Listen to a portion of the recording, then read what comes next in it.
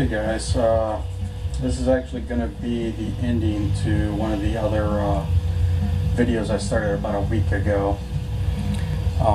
Started working on my Predator here, and some of the other videos up to this point detailed a little bit more what I was doing, putting it together wise.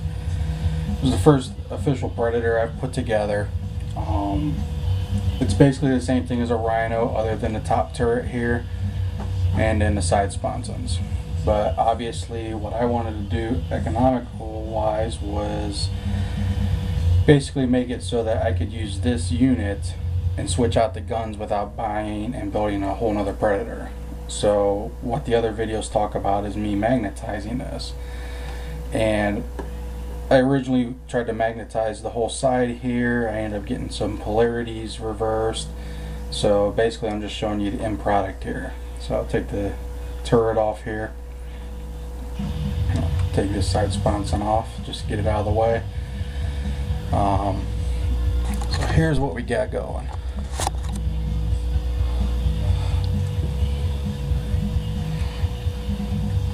So here's the side sponson. I've already painted this black, haven't done any detail work to it yet, but side sponson magnetized.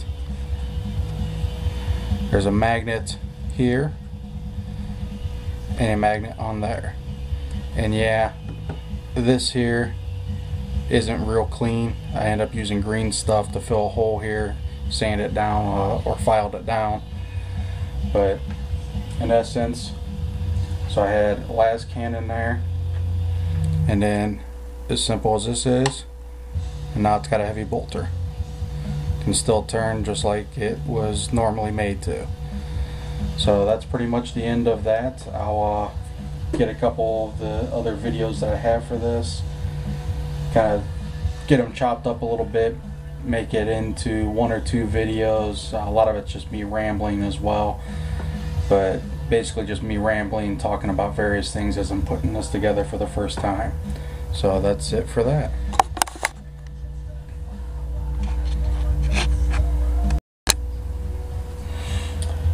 One thing I almost forgot about, talking about the Predator and magnetizing the stuff. You know, I made one of the biggest errors when dealing with magnets when I attempted this the first time, and ended up reversing the polarity on a couple things.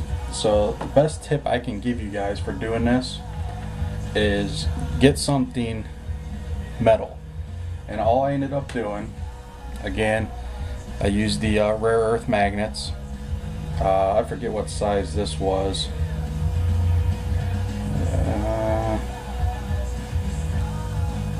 Looks like 0.125 inch diameter, and length is 0.031 inch.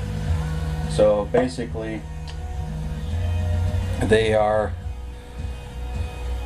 let me zoom this in, they're fairly flat, but they've got a good amount of surface area.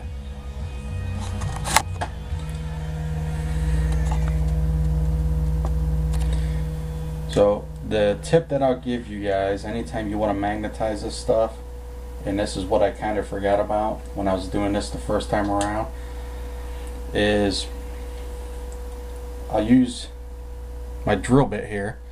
Like I said, you could use pretty much anything metal, but the drill bit I use is pretty much the same size as my magnet.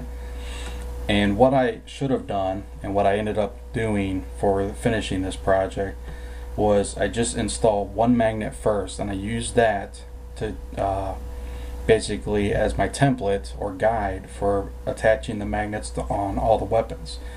And all I gotta do is, okay, so I know that that is the polarity where it'll stick to that magnet that's already there. Now what that means is I don't want to put the glue on the top of this magnet and then glue it to this, because then when I go to attach the gun, it's going to have reverse polarities.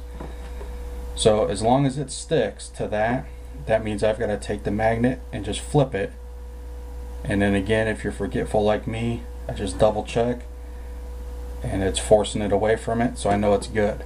And all I've got to do, whether you attach this stuff with green stuff, putty, super glue, model glue, whatever you use, just make sure you get the surface ready.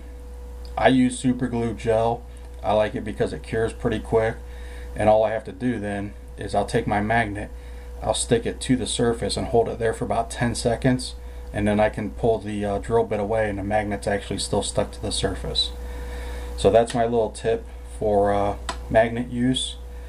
If you guys have any other questions about using magnets to magnetize your models, whether it's vehicles, arms on figures, whatever it may be, feel free to give me a shout. Again, I'm not an expert on this stuff, but I'm getting a lot of this stuff down by trial and error, and if you've got an idea or a question about something that I can't quite answer yet, I'll kind of experiment a little bit and see what I can come up with. Or I might be able to ask one of the other guys in the community to give some feedback on it as well. There's a lot of great guys out there sharing info out there right now. So that's pretty much all I've got.